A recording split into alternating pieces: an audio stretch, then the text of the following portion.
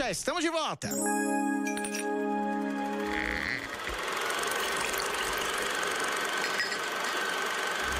Dá meu endereço ao diabo. Tadinho é o caralho, meu nome agora é Zé Pequeno. Tô dentro da piscina. Não sei. Só sei que foi assim. É boca do dragão, você, moro? É boca do dragão. Vamos fechando as portas, ficando pelado. Fica na moral, Pikachu. Que satisfação, aspira. Numa distribuição Rádio Geek. Cine Destilado. Boa tarde, cinéfilos de plantão, são 17 horas, isso significa que é hora de Cine Destilado aqui na Rádio Geek. Meu nome é James Salinas e hoje não está comigo a Babi Mascarenhas, porque ela está completamente sem voz, tadinha. Daqui a pouco eu vou pedir pro nosso operador aqui, o Gabriel Pazotto, passar um pouco de músicas tristes, músicas de solidão, entendeu? Músicas de estou me sentindo abandonado e sozinho no mundo nesse momento, sem a minha querida parceira Babi Mascarenhas. Hoje eu tô aqui com o Daniel Fontana, do Formiga Elétrica. Ele esteve aqui, acho que você estava aqui no nosso segundo programa, né? Eu não sei exatamente se era o segundo programa, mas... Enfim, eu já estive aqui, acho que coisa de uns 2 meses atrás. Então, eu acho que foi nosso segundo programa. E foi tão legal, né, que assim que acabou o programa, eu falei, cara, vamos fazer outra coisa, né? Já vamos programar. E naquela época, né, 2 meses pra frente parecia tanto tempo, né? Falei, pô, volta daqui a 2 meses, assim. Eu peguei o calendário, né, eu já tinha umas coisas marcadas. Falei, a próxima data que temos é essa aqui, né? Vem pra cá, vamos falar um pouco de crítica de cinema, né? E você é crítico de cinema. Sim. Então, hoje vamos falar sobre crítica de cinema. Mas para acompanhar a gente aqui no programa, você pode baixar o aplicativo Rádio Geek para iOS e Android ou nos ouvir pelo site radiogeekbr.com.br. Lembrando que você consegue conferir nosso programa completo no app da Rádio Geek. Nas redes sociais, Facebook, Instagram e Twitter, estamos como @radiogeekbr e @cinedestilado. Ou segue nosso perfil pessoal, @James_Salinas e @Babi Mascarenhas. O Formiga Elétrica tá com Instagram novo agora, né? Tá com Instagram novo, @formiga.elétrica. Show de bola. Mande uma mensagem pra gente ao vivo, comentando na live do Facebook, ou mande uma mensagem de áudio ou texto para o WhatsApp 11 97 313 6617. Eu estou aqui com o Facebook aberto, quem quiser falar comigo para me deixar menos sozinho, porque a Babi não veio, eu tô aqui, tá? Hoje é dia 12 de agosto e vamos falar sobre crítica de cinema. Fala um pouquinho de você, Daniel, só pra gente ir pro intervalo. Bom, sou sócio, fundador e editor-chefe do site Formiga Elétrica, sou designer por formação, jornalista por opção. E, enfim, quem entrar lá no Formiga Elétrica sabe, o meu conteúdo fala não só por mim, mas por toda a minha equipe, né? Nós somos absolutamente apaixonados por cinema, por quadrinhos, por séries, por literatura e assim vai, né? Além de crítico de cinema, também falo de quadrinhos, também falo de literatura, sabe? Tiro pra todo lado, ó. Show de bola. Então a gente tá no mesmo lugar aqui. Então vamos aqui na próxima primeira música aqui de intervalo. Daqui a pouco a gente volta e começa a falar sobre crítica de cinema. Você tá na Rádio Geek, apaixonados pelo que fazem.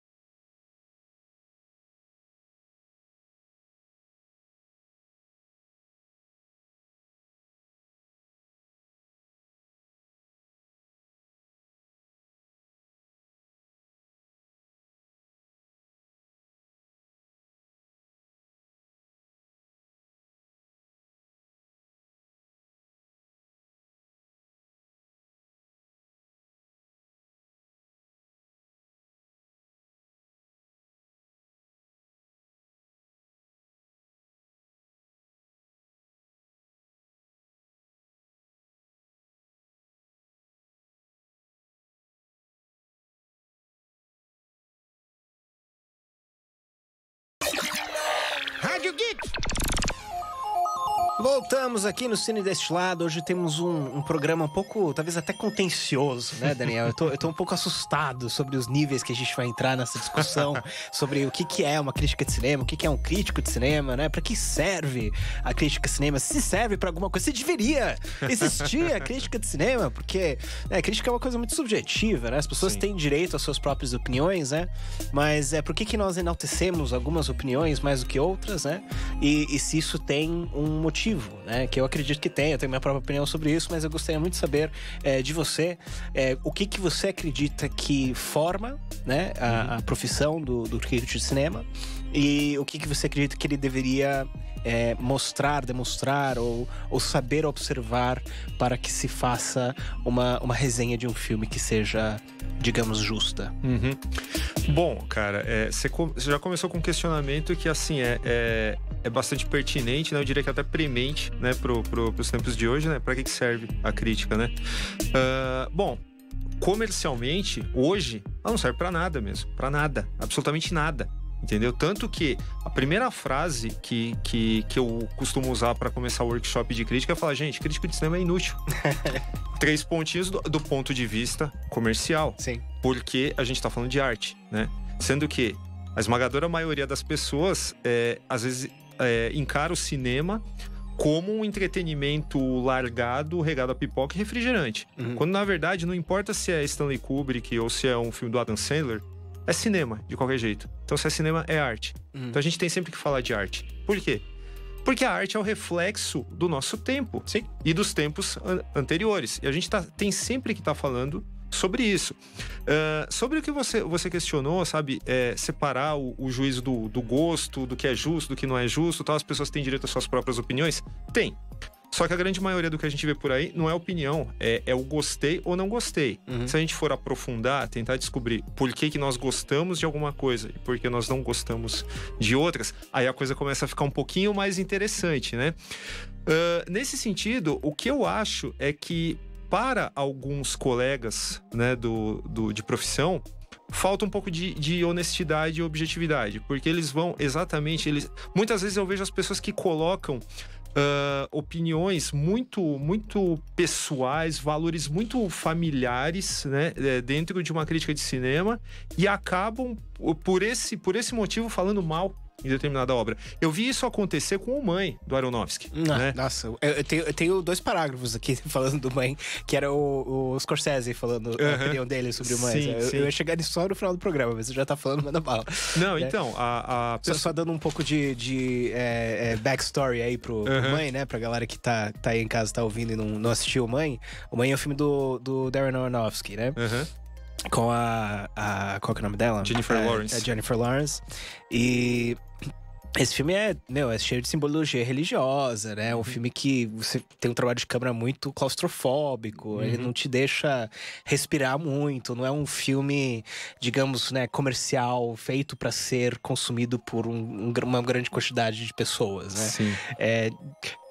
Como o outro filme que acho que a gente até comentou aqui no outro dia, que é A Bruxa, né? Sim. Que é um filme que foi vendido como um filme comercial, porque era do mesmo diretor de, né, um filme que foi recebido de uma forma comercial, com a atriz X, que é a atriz do momento, que é a atriz que faz a Mística no X-Men, e eles tentam capitalizar em cima, né, de tratar o filme como se fosse um filme mais comercial, quando na verdade é um filme de arte e né, deveria ser encarado como um filme que vai te fazer pensar, né? Exato.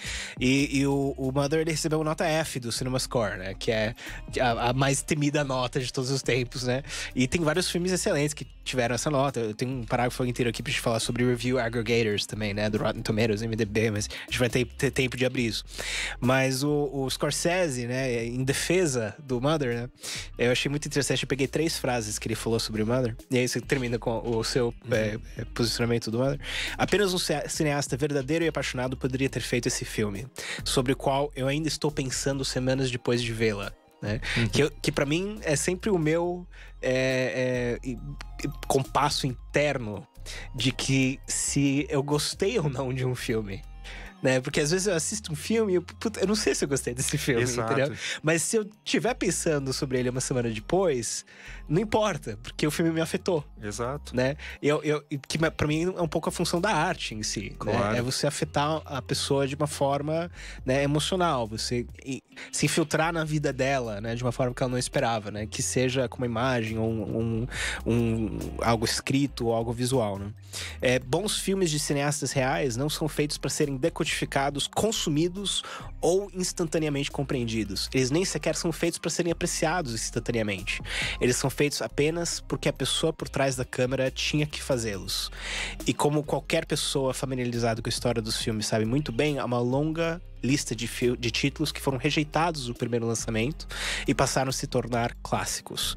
As classificações do tomatômetro e as notas do CinemaScore desaparecerão em breve. Talvez eles sejam expulsos por algo ainda pior. Então, eu acho que come perfeitamente com o que você estava começando a falar do Mother, por favor. Exato. Não, então, eu percebi muitas pessoas com valores cristãos, né?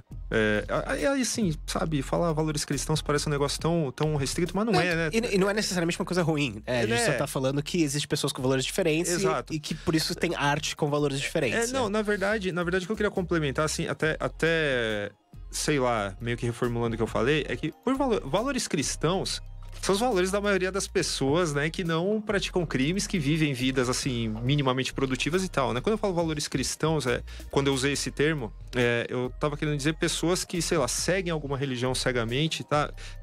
Estão presas a determinados dogmas que, assim, fazem com que ela não seja capaz de separar isso, de desligar isso na hora de analisar uma obra, né? É o caso do Mãe. Então, acredito que muitas pessoas que falaram mal desse filme, elas se sentiram em algum nível ofendidas. Pessoalmente, exatamente. Porque, em inglês se chama de core belief, né? São aquelas crenças do âmago do ser, né?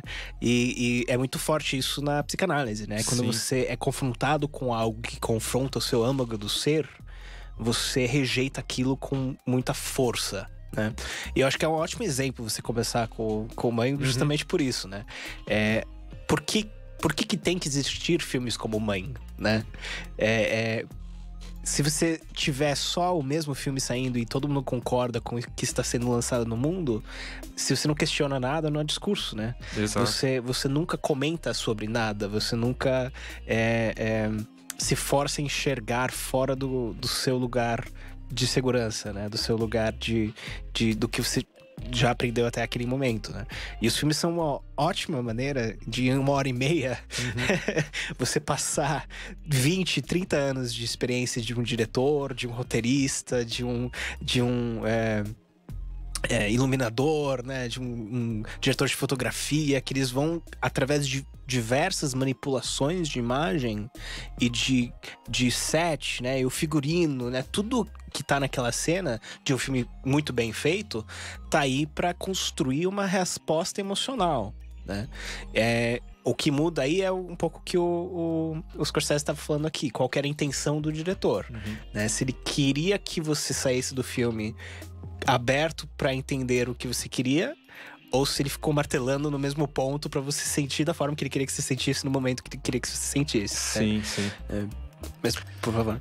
Então, sobre esse gancho que você puxou sobre obras de antigamente e tal, ou até mesmo recentes que ganharam uma releitura lá na frente e que foram reavaliadas, né, e foram abraçadas por todo mundo como clássicos, né? Eu sempre pego um exemplo fantástico que é o Enigma de Outro Mundo, do John Carpenter, cuja trilha sonora é assinada por ninguém menos, e uma coisa que pouca gente lembra, pelo Ennio Morricone, que ganhou Framboesa de Ouro na época por causa desse trabalho. Sim. Então, como mensurar que um Ennio Morricone tem um Framboesa de Ouro, cara? É um contrassenso enorme, não tem... O outro do Framboesa, só pra explicar Framboesa de Ouro, né? Se não é que todo mundo conhece, né? Framboesa de Ouro é o Oscar do pior, né? Do pior daquele ano, né? Então teve um ano lá que saiu o Norbit, né? Que o coitado do Eddie Murphy ganhou o pior ator e pior ator coadjuvante. Né? Sim. Mas esse mereceu. Mas é uma piada, né? O Razzie é uma piada, né? E tem diretores que vão lá e recebem com bom gosto, né? O Paul Verhoeven, ele recebeu pelo Showgirls. Sim. Ele recebeu e deu um discurso discurso de 20 minutos, né? E eu achei super legal isso, né? Que é o cara que consegue reconhecer também que não foi todo mundo que gostou do filme, né? Claro. Mas eu tinha notado aqui do Razzie, você falou do Razzie agora, eu fiquei surpreso em descobrir um filme que tinha ganhado isso, que era O Iluminado. Nossa, essa eu não sabia. O Iluminado em 1980 ganhou 2 Razzies. Pior atriz para Shelley Duvall e pior diretor pro Stanley Kubrick. Nossa. Você dá um Razzie de pior diretor pro Stanley Kubrick pro Iluminado, né? Que é o filme que, acho que todo curso de cinema você estuda o Iluminado pelo menos 2, 3 aulas, né? Tipo, é um filme com tanta coisa pra descompactar, estudar, entender as subjetividades, metáforas, escolhas de ângulo, escolhas de set, né? Aliás, a maioria dos filmes do Kubrick começavam mal, né? 2001 Uma Odisseia no Espaço também foi um fracasso de bilheteria. Laranja Mecânica também ninguém entendeu, acharam que era uma violência gratuita, né? Que era, mas era um pouco essa a ideia. Sim. Era frente de seu tempo, né? Exato. Cidadão Kane foi um fracasso comercial. Não, Cidadão Kane foi o filme que o estúdio não queria que o mundo visse, né, cara? Caramba. Mas é interessante a gente pegar... tem um livro sobre o Tarantino que saiu só compilando as críticas dele ao longo dos anos.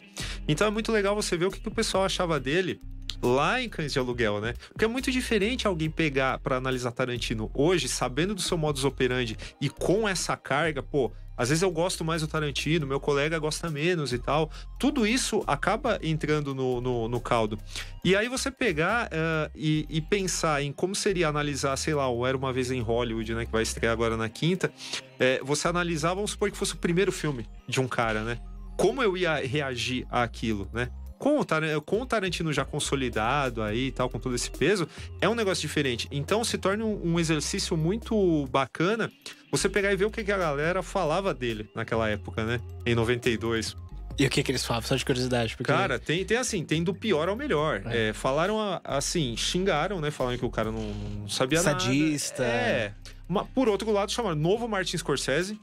Isso foi uma coisa falada na época. E herdeiro de Sam Peckinpah. Legal. Nossa, ótima referência, né? Eu não acho justo, né? Não? Eu acho uma ótima referência. Eu acho que são preocupações diferentes, cara. Porque uma raiva que eu tenho do Tarantino, e eu sempre tenho essa discussão, né? Que a gente fala muito de Tarantino porque acabou virando uma grifezinha, assim, né? Sim. Então, tem alguns caras que eu acho que merecem muito mais serem comentados. O Scorsese, por exemplo, né? O Brian De Palma, né? Que merece muito mais horas e horas e horas de discussão a fundo e a fio. Na minha opinião, né? Eu tô falando a minha inútil opinião, né? Que a gente já estabeleceu no começo, que é inútil. Mas o Tarantino, o que eu tenho a raiva dele é que, como eu reconheço todas as referências quando eu assisto um filme dele, eu fico, tipo, gritando pra tela, sabe? Você copiou essa porra do filme tal, sabe? Sim. A cena do Kill Bill, quando entra o carro com os óculos de sol em cima do painel, sabe? Eu imediatamente reconheci aquilo dos 60 segundos do original, né? Que já é uma refilmagem e as pessoas não conhecem. Então você fica eu, pelo menos, fico com raiva. Porque eu sei que ninguém vai assistir os 60 segundos do original. Sim. Ninguém vai ver aquilo. E se tiver uma cena com óculos de sol no painel, eles vão achar que é da porra do Kill Bill. Entendeu? Claro. Não, mas aí é um problema do público, né? A gente tem essa mania de quando um negócio assim estoura muito, assim, começa a gerar um fandom, um séquito apaixonado, a gente tende a ter um pouquinho de ranço em cima do filme, né? Eu acho o caso do Tarantino. A partir do momento que a gente aceita, né? Que a gente, ou melhor, alguém conhece e aceita esse modus operandi, o cara só faz coxas de retalho, ok, não tem problema. O meu problema pessoal com o Tarantino é com Cães de Aluguel, porque esse sim é uma xerox desgraçada do City on Fire do Ringo Lam. Mas é um filme só, não é uma coxa de retalhos, né? E também eu consigo entender, assim, como alguém que escreve filmes de baixo orçamento, né? Eu consigo entender isso. Você assiste um filme e fala, cara, esse filme é genial, né? Eu quero fazer a minha versão disso porque eu sei que eu consigo. E eu sei que eu consigo acrescentar coisas que vão deixar ele diferente o suficiente que eu vou considerar meu. Né? Eu tô escrevendo roteiro agora, que eu tô copiando descaradamente o filme Locke. Tá. Com o Tom Hardy, né? Sim. Que ele fica o filme inteiro no carro. E eu assisti aquele filme e falei, cara, esse é um filme brasileiro, né? Você fazer um filme em que o filme inteiro é feito em 3 noites seguidas, você puxando o carro num guincho e fazendo o cara atuar com pessoas falando ao telefone que estão atuando dentro de um quarto de hotel, é filme de guerrilha nacional, entendeu? Então eu olhei e falei, cara, que genial, por que a gente não pensou nisso, né? Tem o Enterrado Vivo com o Ryan Reynolds. Do Ryan Reynolds. Ótimo filme também. É um bom filme Puta também. filme. É super bem feito. Os momentos estão lá, né? Ele tem meio que um pouco de tudo da raça humana aí dentro daquele espaço, né? E é um filme, assim, relativamente simples de fazer, né? Se você tiver um pouco de entendimento de cinema e capacidade técnica, você consegue fazer esse filme com baixo orçamento, né? Fácil. Mas você tem raiva, então, um pouco do Tarantino, ou não? Então, eu tenho minhas ressalvas, entendeu? Porque assim, se você falar... Porque entra muito naquele negócio, o Tarantino é meio... É meio que quase uma discussão a lá as coisas políticas aqui do Brasil, né? É tudo polarizado. Ou você ama ou você odeia. Aí se você fala, não, eu tenho um probleminha com o Tarantino, sabe? O cara que ama já vai achar que você tá xingando a mãe dele, entendeu? E não é o caso. Eu gosto dos filmes do Tarantino. Eu gostei de todos, eu acho. Exato. Não Bastardos Inglórios tá nos meus top 20, fácil. Com certeza. Fácil. Não, mas me irrita. Não. Aí, mas assim, aquilo que você encara como fator de irritação, eu dou um sorriso, cara. Eu lembro, eu falo, pô, é como se o diretor estivesse falando comigo, entendeu? Você que entendeu a referência, né? Exato. Você é dos meus aí, né? Vem cá, brode, né? Dá um abracinho aí. E uma coisa, assim, que não estreou ainda, mas a crítica já está no Formiga Elétrica, publiquei hoje, inclusive, do Era Uma Vez em Hollywood. Ah, legal. É um filme, assim, que ele levou essa obsessão a referências a um patamar, assim, inimaginável, porque aí você tem que saber não só do lado de lá da câmera, mas de trás também. Entendi. Você tem que saber o caminho da indústria, tem que entender o que acontecia naquela época pra curtir melhor esse filme, entendeu? Os outros, eles independiam completamente de um conhecimento prévio, né? Você curtia de boa. O conhecimento era um bônus, né? Que você tinha. Mas nesse filme, eu acredito que muita gente vai sair decepcionada. Até hoje, você só tem comentários de gente de cinema, né? Falando dele. Então, a maioria é positivo. Só que acho que quando as pessoas começarem a ir no cinema, muita gente vai se sentir desapontada justamente por isso. Porque vai faltar esse estofo de conhecimento da história do cinema pra entender a intenção do Tarantino, né? Entendi. Eu tô curioso agora pra assistir esse filme, né? Não, veja, é assim, eu dei... de 0 a 5 eu dei 4,5. Ah, legal. Foi minha nota. Mas assim, foi bacana também você ter comentado sobre intenção do autor, né? Muitas vezes o autor tem uma intenção e a obra tem outra, né? A obra, quando ela é jogada pro mundo, ela faz o seu caminho próprio, né? Entendeu? O Tropa de Elite é um bom exemplo disso. Perfeito. Eu costumo até procurar um exemplo na música, né? Que é a música do Zé Ramalho, Admirável Gado Novo, foi feita pra ditadura. Só que foi abraçada pelo Sem Terra. Uma vez que isso foi feito e as pessoas viram e falaram, não, faz sentido encaixar essa música em outro movimento, o Zé Ramalho não tem o direito de chegar e falar assim, devolvam minha música, ela não é pra vocês, entendeu? Porque a obra fez seu caminho, né? Eu tive uma discussão parecida sobre o logo do Justiceiro. Tá. Que a polícia nos Estados Unidos estava usando o logo do Justiceiro dos carros e tal. Aí todo mundo caía em cima, né? Aí o próprio... Um dos criadores, né? Não é porque pra mim quem realmente deu corpo pro Justiceiro é o Garth Ennis, né? Tipo, não foi o criador, assim, sabe? Aquela versão inicial do Justiceiro pra mim não representa o personagem que nós temos hoje. Existe uma versão melhor que a do Garth Ennis, mas eu não vou... A gente não tá aqui pra falar de quadrinhos, né? Beleza. Não, é um pouco de tudo, né? Rádio Geek aqui a gente faz de tudo, mas acho que das pessoas enxergarem naquele personagem algo louvável, né? E isso é muito pernicioso quando você tá falando de policiais, né? Que eles olham aquilo e falam, pô, esse cara faz justiça com as próprias mãos, nós gostamos disso, né? E, porra, é um policial que tá usando esse negócio. Eu entendo a reticência da sociedade. Mas, por outro lado, o que isso significa culturalmente? Que eles se sentem tão ostracizados que eles se enxergam como esse Lone Ranger. Eles se enxergam como essa pessoa que faz o negócio sem esperar qualquer agradecimento, né? E eu acho que a discussão mais interessante tá aí, né? E não em se eles deviam usar ou não o logo, mas por que eles se sentem tão satisfeitos em usar o logo, né? Mas isso só pra falar do que a gente tá falando aqui do... Eu perdi o fio da meada, na verdade. Não, a gente tava falando de intenção do autor e intenção da obra. Autor, exato. Então, a obra ela acabou adquirindo uma vida própria, né? Em que o criador não queria. Ele falou, não era pra ser, não sei o quê. Aí eles publicaram uma história em que ele fala mal dos policiais, né? Também, vocês não representam bons policiais que vocês estão usando o meu logo. E, tipo, vai lavar as mãos, a puta que pariu, né? Isso me dá raiva também. Hoje eu tô com raiva porque a Babi não tá aqui pra me acalmar. Ela é meu compasso moral. Ela é o meu yang do meu ying. Esse é o Robin, né? É o meu Robin. Não, ela é o Batman, eu que sou o Robin. Hoje eu tô apanhando aqui. Mas então, vamos lá, voltando à crítica de cinema, né? Você faz uma diferença. Que nos Estados Unidos eles fazem muita diferenciação de crítico de cinema e resenhador, né? O reviewer. Né? Então, como o boom do YouTube, apareceu um monte de cara com milhões de seguidores no YouTube, né? E ele vai lá, desde o cara que o Jeremy Jahns lá que fala, tem que assistir esse filme meio bêbado ou muito bêbado, né?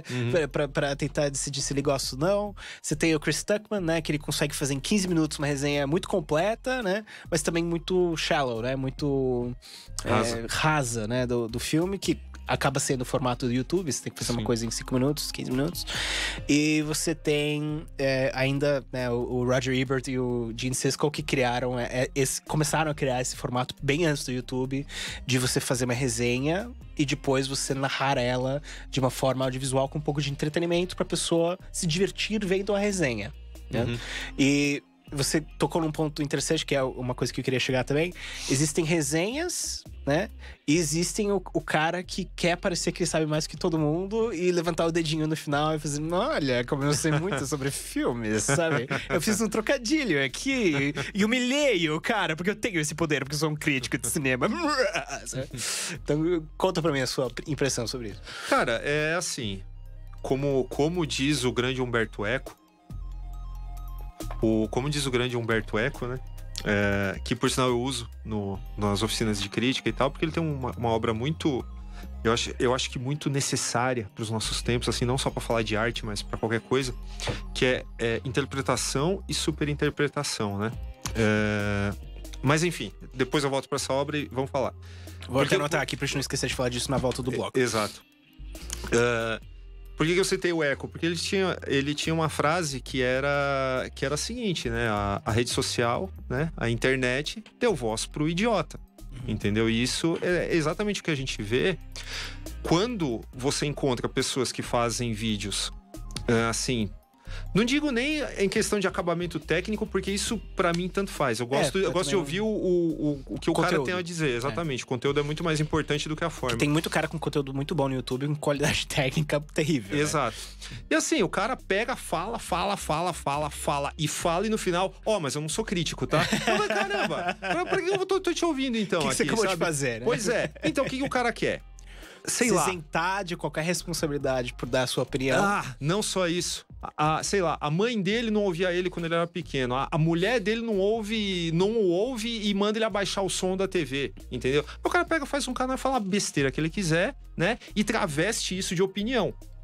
E é por isso que quando eu ministro essas workshops de crítica, eu pego e falo, não basta assistir um monte de filme. Você tem que criar um arcabouço crítico, né, desse negócio. Você tem que saber, antes de tudo, antes de ver um filme, você tem que ter uma base, um alicerce para poder construir um raciocínio, né? E a maioria das pessoas que estão na internet realmente não o tem, né? Não estudaram, e não querem estudar a partir do momento, isso fica claro, a partir do momento que elas falam, eu não sou crítico, né? E não quer ser, pelo visto. Mas assim, essa questão de reviewer, de resenhista, de crítico, cara, na verdade é uma coisa só, né? Eu não acho que, por exemplo, um cara fala, eu faço resenhas de filmes, mas se ele faz bem, ele tá fazendo crítica também, né? Não tem... E assim, você falou um pouco, né? A internet deu voz aos idiotas, né? Mas assim, a política também, né? As celebridades também, né? Sim. Você ouve cada asneira, né? O Twitter deu voz, né? Mas hoje o cara que não tem a máquina a favor dele, por trás ainda dele, tem voz, ele consegue lançar a parada dele aí, né? Temos exemplos bons. Né? Mas vamos pro nosso intervalo comercial agora, Pazotto? E aí, voltando, eu quero entrar nessa parte da interpretação e superinterpretação, que eu acho que é muito interessante. Você está na Rádio Geek, apaixonados por cinema.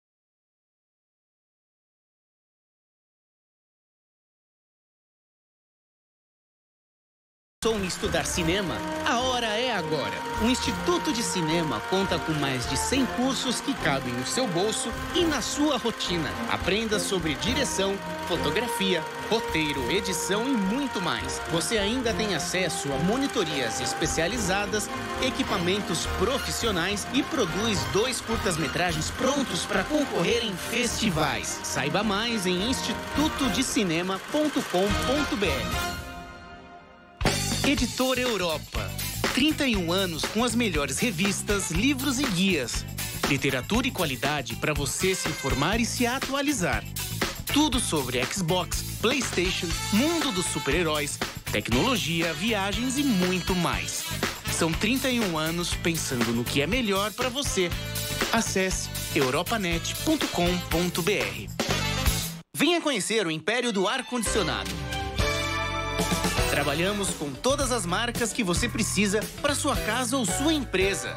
Acesse imperiodoar.com.br e peça um orçamento através do e-mail imperiodoarcondicionado@yahoo.com.br ou pelo WhatsApp 11 94036 6603.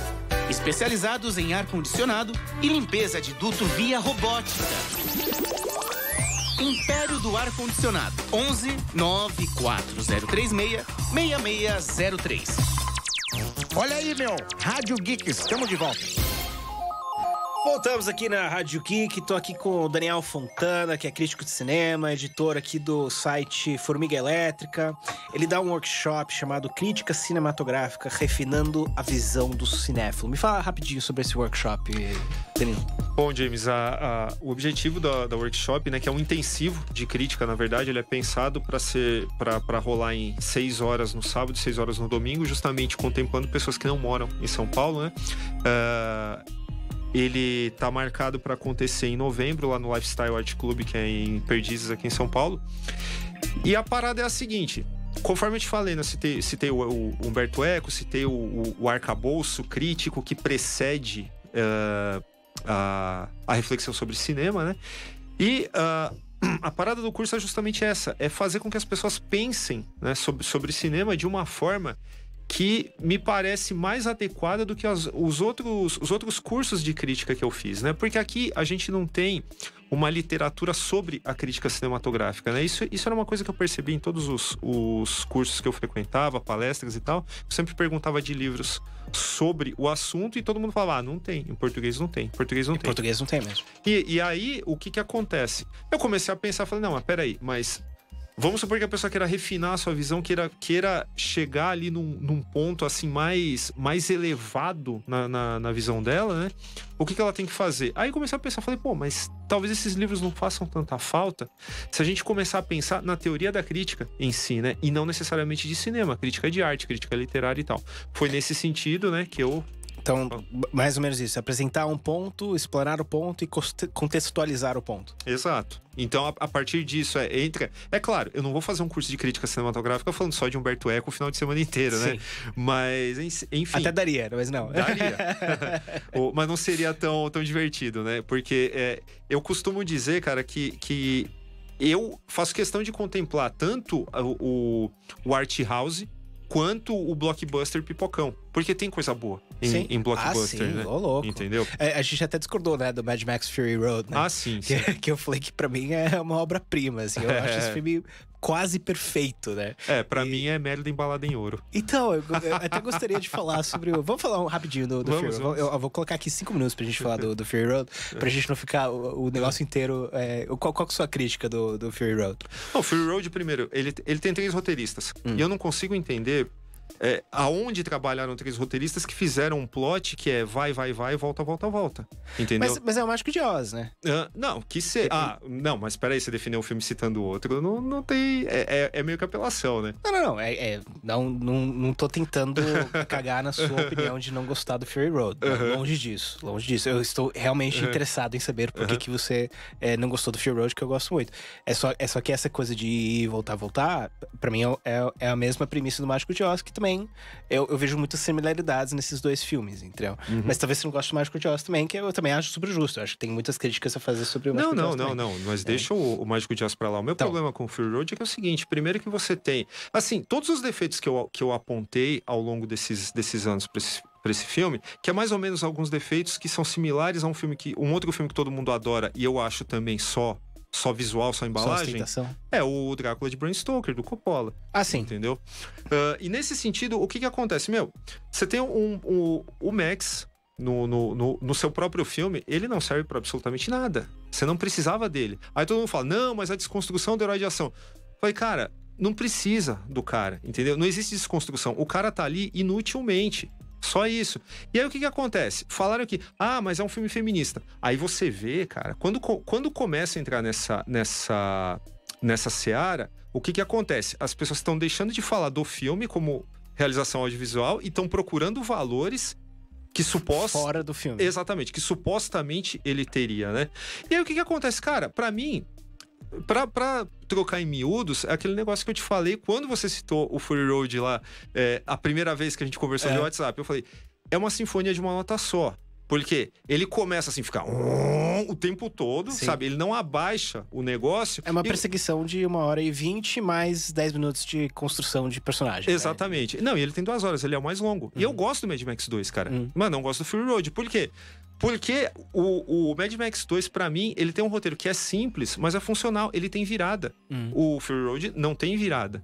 E aí, o que acontece? Dentro dessa barulheira, essa construção de som do filme, pra mim, ele é um negócio que me tira da história. Porque eu acostumo com barulho. É quase como se eu dormisse no ônibus. Entendeu? Entendi. Eu acho que a questão do personagem, né? Eu também saí do filme incomodado com isso, né? Pô, eu gosto dos meus filmes do Mad Max com um pouco de Max, né? Sim. Mas eu acho que um pouco das premissas, até dos outros filmes, é que cada filme funcionava como uma história só. Uma história independente, né? Do primeiro pro segundo filme já tem umas inconsistências aí. Às vezes é o mesmo ator fazendo um personagem diferente. No terceiro filme, no Thunderdome, eles realmente bateram nessa tecla, né? De que é como eles contam a história, né? Eles têm lá um negócio que imita a TV, né? Sim. E aí eles adotam o Max como o herói que vai vir salvar eles. Então, eu tenho a impressão... E talvez seja essa só minha visão do George Miller mesmo, né? O diretor. Que ele, como ele faz as coisas de filme infantil, talvez eu relacione a essas fábulas infantis, sabe? De que ele não é um personagem de verdade, o Max, pra mim. É como se essas são as histórias que as pessoas contaram uma pras outras sobre um cara chamado Max. Entendeu? E podem ou não ter acontecido. Mas no Fury Road, pra mim ficou claro que essa história está sendo contado pela Furiosa, da minha percepção. Porque o filme é sobre ela, né? Ela é a personagem principal pra mim no filme. Sim, então é como se fosse, sabe como a gente tá aqui? Só faltou esse epílogo, sabe? Eles sentados, 200 anos no futuro, tudo lindo, florescendo, com árvores e não sei o quê. E ela falou, vou te contar uma história sobre um homem chamado Max, entendeu? E eu acho que dentro desse contexto não me incomoda tanto que o Max tem, acho que são menos de 100 falas no filme, né? Tipo, eu não contei, cara. Ele grune o filme inteiro, né? Sim, tipo, sim. vários, ele só dá... Mas porque ele não é... Ele é o... tem uma cena muito boa nesse filme que eu acho que estabelece um pouco isso, que é quando eles começam a brigar na frente do caminhão a primeira vez, e ela tenta dar um tiro nele e erra, né? E aí quando ele imobiliza ela, ele dá tipo 3 tiros em volta dela. Sim. Né? Ele não dá um tiro na cabeça dela. Então ele já é o cara que tá lutando contra ser o ruim, né? Ele tá tentando lá manter algum tipo de ética, algum tipo de bondade, né? No dia a dia. E logo em seguida, quando falha o caminhão, porque ela tinha um monte de coisa atrelada pra cortar a gasolina, ele é recompensado por esse ato de bondade, né? E eles meio que estabelecem uma conexão nesse momento, porque houve uma troca de confiança, né? E o filme inteiro é meio que essa troca de confiança entre os dois. Que eu até concordo que seja um filme com um layer feminista aí, né? Mas eu não acho que seja o suficiente pra você falar que isso salva o filme, ou não sei o que, né? É que eu gosto muito desse filme. Eu vejo várias coisas, essa questão dos 3 roteiristas, eu vejo em coisinhas, né? Que eu imagino que entraram no roteiro, mas em uma versão que não foi o roteiro de filmagem, sabe? Que foi, eles tomam leite materno porque toda pessoa dentro desse filme é um objeto de consumo. né? Os fluidos são importantes, né? O sangue é importante. Você ser alguém que está morrendo é importante porque você pode ser usado como um kamikaze, né? Tem toda essa estrutura de world building, né? De você ressignificar os tropes, né? De mitologia nórdica e colocar tudo isso no personagem do Immortan Joe, né? Que é o imortal, né? Ele tem o Aquacola, né? Ele transformou até a água em objeto de consumo. E eles no final do filme pegam as sementes, né? De um mundo novo. Com quem? 5 mulheres que foram estupradas a vida inteira, um cara que tá morrendo por radiação, que muda a sua visão do mundo durante o filme, que é o Nux, né? Que é o menino do que ele acredita, né? Piamente no Valhalla, que ele até morre com um novo Deus, né? Que ele olha pra menina e fala, witness me, né? Tipo, ele morre em sacrifício a ela, porque ele acredita agora que existe um futuro, mas não na figura do Immortan Joe, mas na figura delas, né? E o mais legal é que o Immortan Joe, ele é cuzão, né? Ele tem todo esse negócio fascista, né? Ele estupra mulheres, mas o que ele criou, o que ele tava tentando criar, aquele vault, né? Aquele armário, tá cheio de livros, né? Aquelas mulheres viveram a vida inteira dentro daquele negócio, lendo, né? Então, as coisas que elas sabem sobre o mundo e da tentativa de empatizar que elas têm, tá tudo lá, né? Então, de alguma maneira, e quando a outra morre, ele pega o filho, né? Ele tem aquela cena que ele corta fora. O bebê tava saudável, então ele conseguiu o objetivo dele, que era de criar um futuro para a humanidade. É que os métodos deles eram monstruosos. E para mim, a mensagem do filme é que, juntando todas essas pessoas de fora e elas cooperando juntas, aí volta pra minha analogia do Mágico de Oz. Eles voltam pra onde eles começaram, não tem lugar como casa. Eles podiam estar onde fossem. O que faltava era cooperação. Então, o ato deles irem até um lugar e ela perceber que tá destruído, pra mim é um arco dramático legal, sabe? Pra mim, né? Porque ela perde completamente né? E o Max, ele já tá indo embora naquela hora. É o arco dela. Ele já foi embora, ele decide voltar. Aí fala, viu?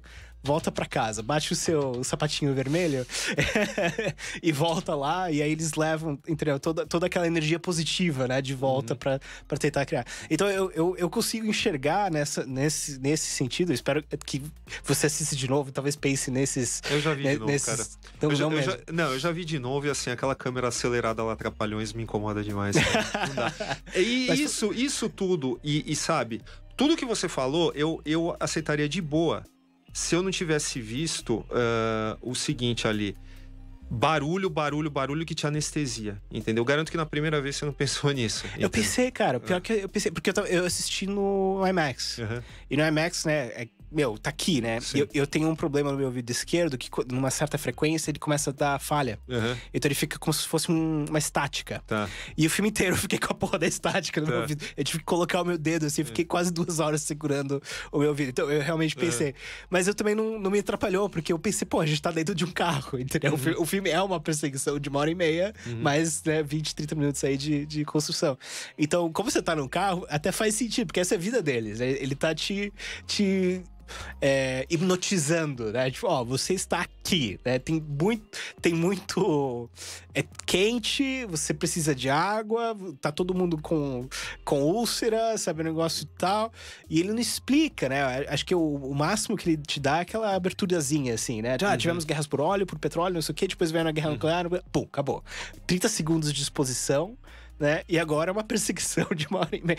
E outra coisa que eu gosto muito ele começa sendo sequestrado para usarem ele como um blood bag, né? E no final ele de propósito dá o sangue para ela reviver, sabe? Então ele sai dessa coisa do consumo do ser humano e transforma o sangue dele em vida, em tentar ajudar a construir de uma maneira cooperativa o futuro da humanidade, sabe? Então eu enxergo, pelo menos, eu gosto demais desse filme. Percebi. Você tinha falado 5 minutos, né? Puta, passei, né? Mas voltando, então. É que eu esqueci de olhar o relógio. Tá.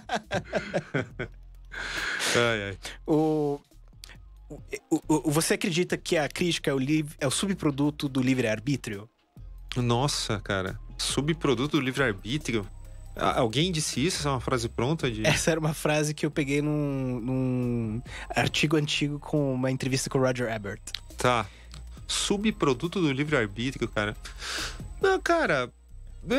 sinceramente, eu não sei, porque a primeira vez que eu ouço essa frase, dizer se eu acredito ou se eu não acredito, na real, eu acho que não faz a menor diferença, entendeu? Não é questão de você acreditar, é questão do que você acha, que eu acho interessante, né? Que é a questão de que todo mundo tem direito à opinião, né? Sim, mas nem todos são críticos, né? Exato. Nem e nem tem obrigação de ser, essa que é a questão.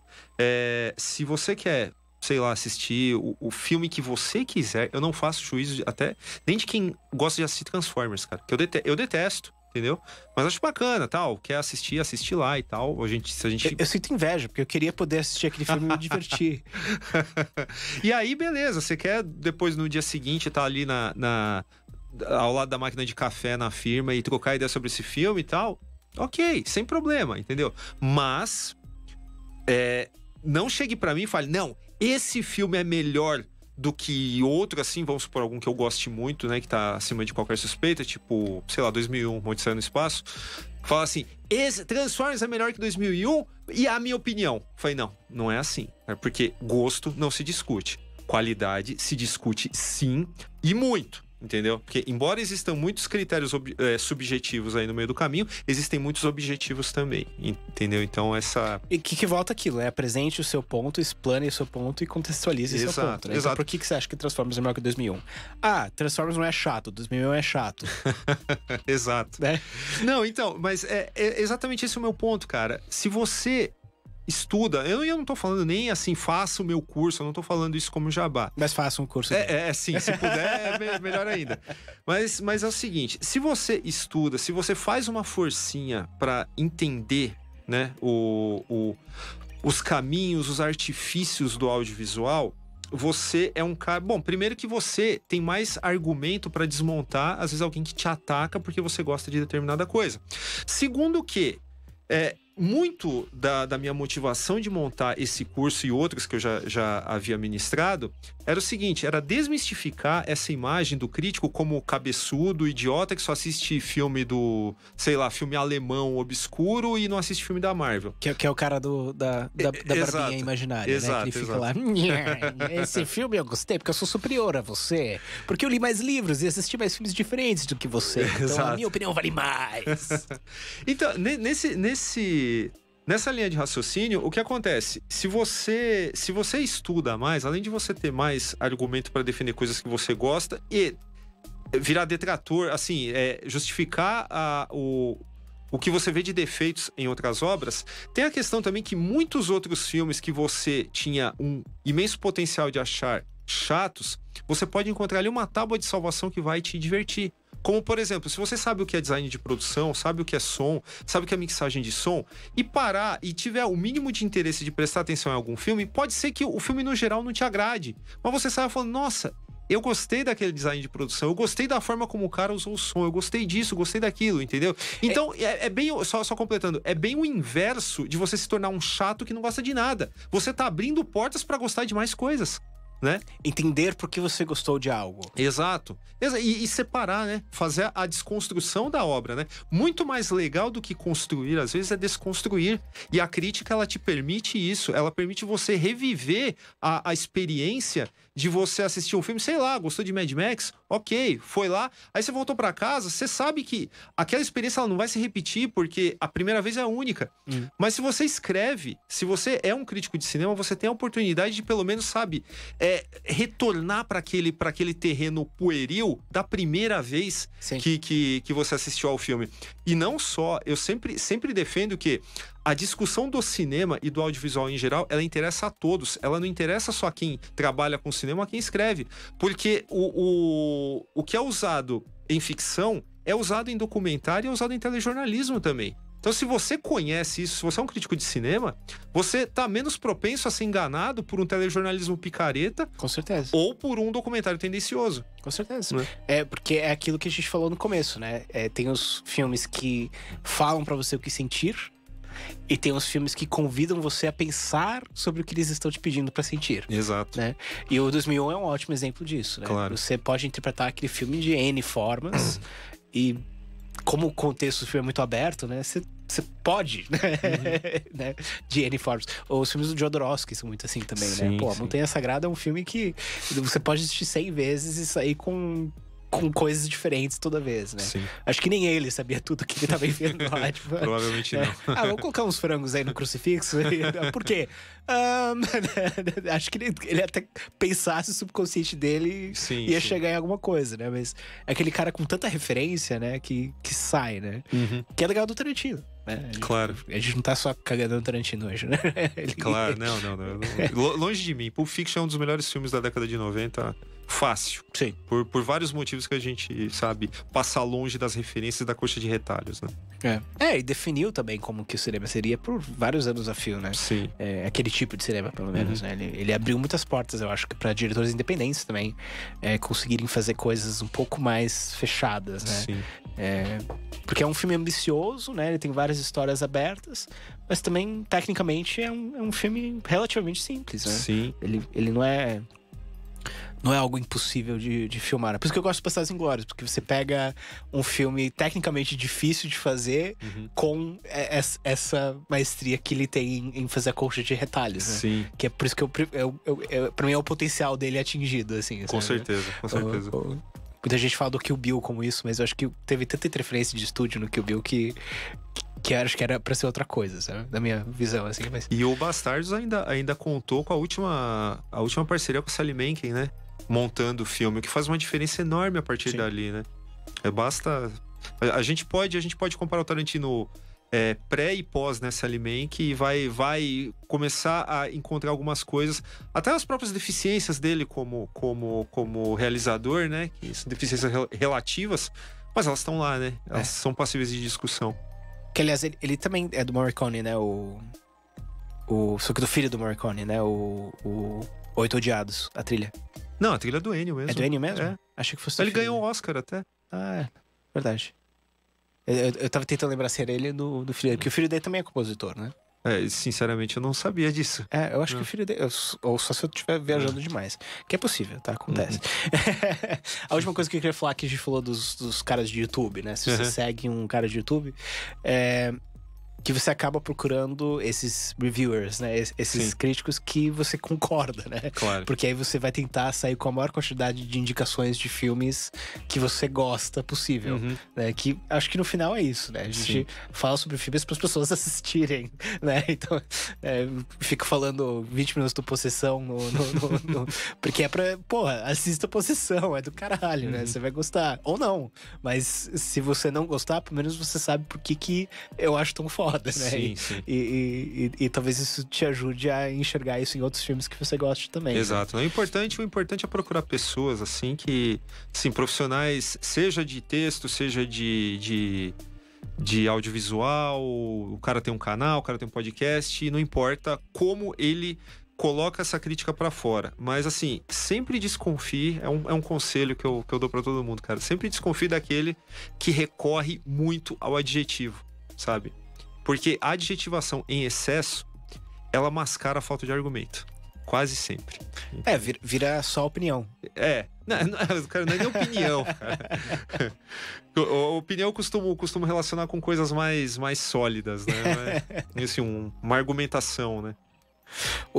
A última coisa que, só pra falar aquilo que a gente falou que ia voltar no segundo bloco, interpretação e superinterpretação, né? Então, eu tinha alguém que eu tava falando uma vez, e ele tá fazendo um curso de cinema, eu acho que era da FAAP. E ele falou que o professor dele começou a falar Os Intocáveis, do Brian De Palma. E que ele tava falando da cena em que o De Niro, ele tá sentado, eles estão fazendo a barba dele, que é o personagem do Al Capone, ele vira pro lado, né? E é aquela coisa Aí o cara começou a viajar, né? Então a máscara do cômico e a máscara do trágico, e que o chão embaixo simboliza o inferno, e que a lâmina simboliza, sabe? Que eu acho que é um pouco isso da superinterpretação, ou você usar em outro contexto. Os Intocáveis é um terreno fértil pra isso, sabe? Eu também já ouvi algumas coisas meio viajadas sobre ele. Embora eu concorde com esse negócio, o lance do inferno, no primeiro frame do filme, ele faz um pouco de sentido porque ele é um filme maniqueísta, né, cara? Não como defeito, mas a essência dele é ser maniqueísta e funcionar dentro de um contexto maniqueísta. Nesse sentido, ele é perfeito. E assim, se você é maniqueísta, você demoniza o seu antagonista. Então, o primeiro frame do filme, ali, Chicago, 1930 e sei lá o quê, assim, um plongé, 45 graus ou 90 graus do chão, assim, perfeito. Então, pra mim, realmente, assim, funciona como uma análise de submundo, né? Nesse sentido. E aí, sabe, só essa cena a gente ia ficar 2 horas falando dela. Mas, enfim, passando pra outra coisa. Pra simplificar. Uma vez eu ouvi que Guerra Mundial Z era a Odisseia de Homero, entendeu? Nesse ponto, eu acho que a superinterpretação, ela serve muitas pessoas que querem conferir valores a filmes que elas gostam, entendeu? Então não basta ela gostar. Aí eu falo, eu não sou crítico. Entendeu? Vem com esse papo. Mas ela quer provar por A mais B que o filme que ela gosta é bom. E aí ela recorre a esse tipo de artifício. Porque aqui e tal, Odisseia de Homero, não sei o que. Ela falei, para, né? Não cabe, que né? leva a nota do Rotten Tomatoes, né? Ela fala, não, mas tá com 97% no Rotten Tomatoes, né? Mas isso não quer dizer nada. Absolutamente nada. Você tem que... Nossa, você tem que estudar aqueles números pra chegar em alguma conclusão, né? Porque você tem... Quer dizer que 97 pessoas deram uma crítica positiva. Só que dessas 97 pessoas que deram uma crítica positiva, a maioria não são críticas positivas. Tá tipo, gostei. Isso conta como uma crítica positiva. Você tem o average rating, né? Que é a efetiva nota do filme de 0 a 10. Né? Que também, né? Você tem a nota do público e a nota dos críticos. Mas quem eles escolhem pra ser críticos também é um monte de gente que talvez, né? Porra, você pega um filme brasileiro e coloca pra esses caras fazendo uma crítica do filme, é completamente injusto. Porque o cara não sabe a capacidade técnica que a maioria dos diretores brasileiros tem a oportunidade de trabalhar. Né?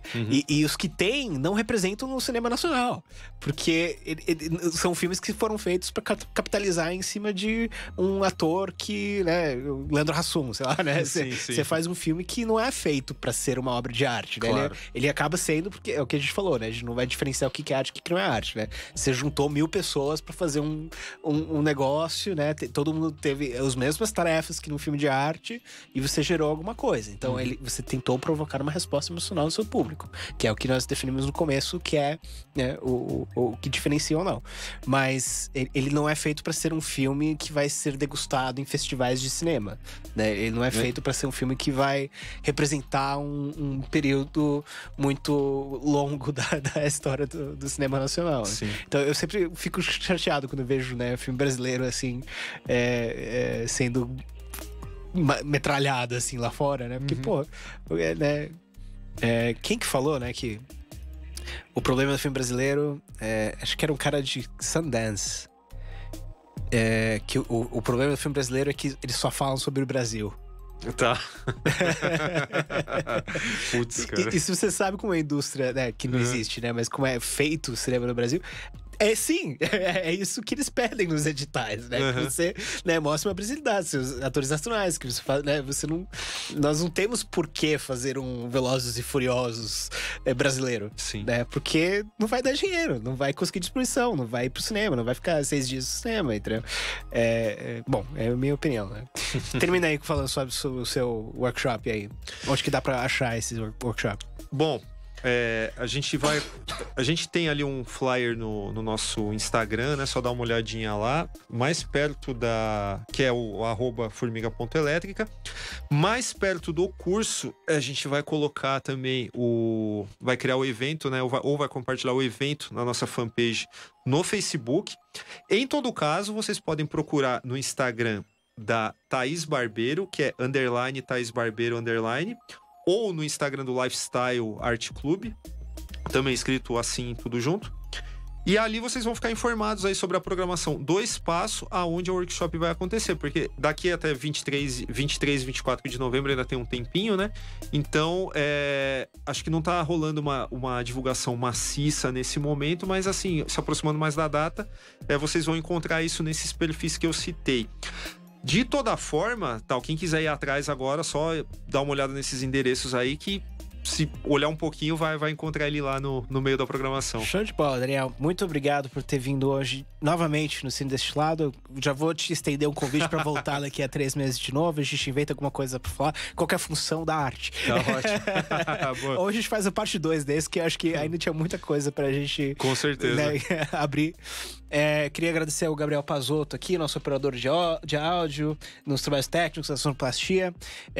Siga a gente no @cinedestilado para concorrer concorrer a vários prêmios.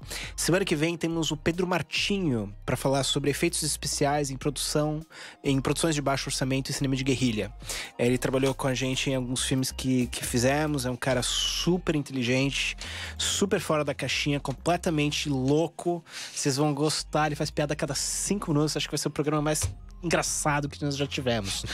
E é isso, até semana que vem, segunda-feira, 5 horas, você sempre confere a gente no Cine Destilado. Daniel, mais uma vez, obrigado pela sua presença. Obrigado pelo convite. Você está na convite. Rádio Geek, apaixonados por cinema. Hora do intervalo comercial.